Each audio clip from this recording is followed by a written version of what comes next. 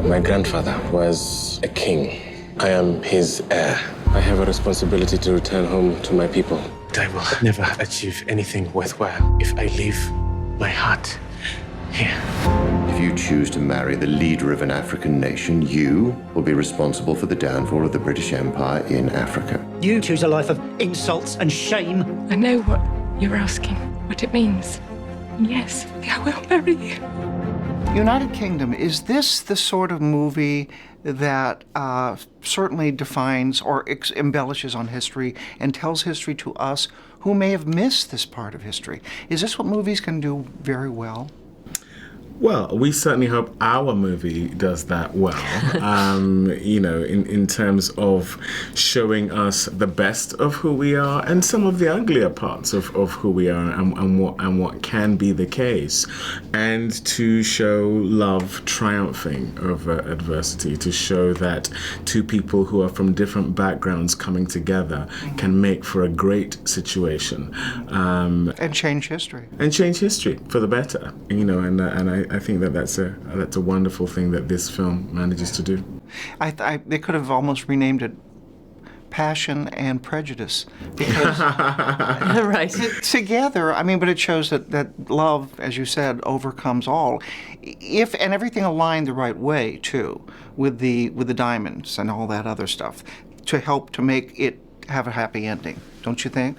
If it hadn't been for that, would that have had a different ending? I don't think so. Okay. I think that, you know, that there are certain things that came about that made for a political situation that meant that things happened well for them. But they clearly were very determined to be together. At this time, Botswana was the second poorest country in the world. And the amazing thing about Ruth is, despite coming from the UK, she was prepared to stick with that, to be in that place with that man. And the rest of the things that happened just made for a better political situation.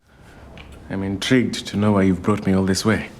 The government summoned me here last week upon receipt of the Harrigan report. They have reviewed it and considered the conflict between you and your uncle.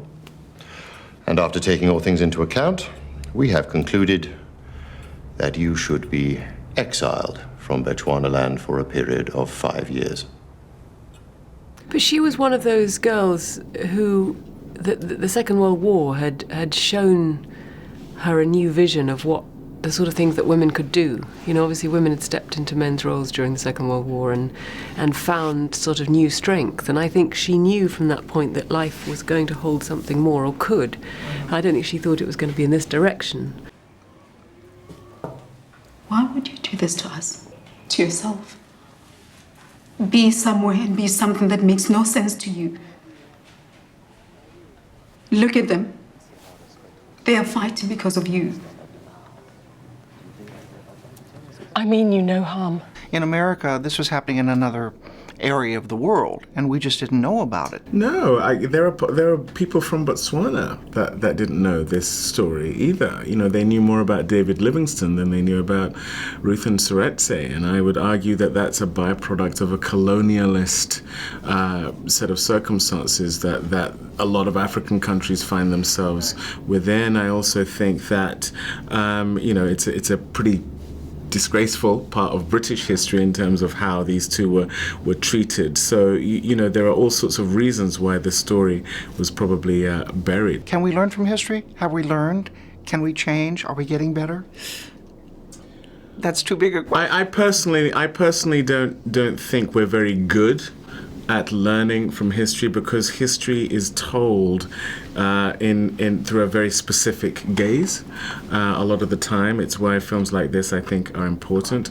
But I think something like this and history generally can point us in the right direction. We then have a decision to make. I am ready to serve you because I love my people. I love this land. But I love my wife.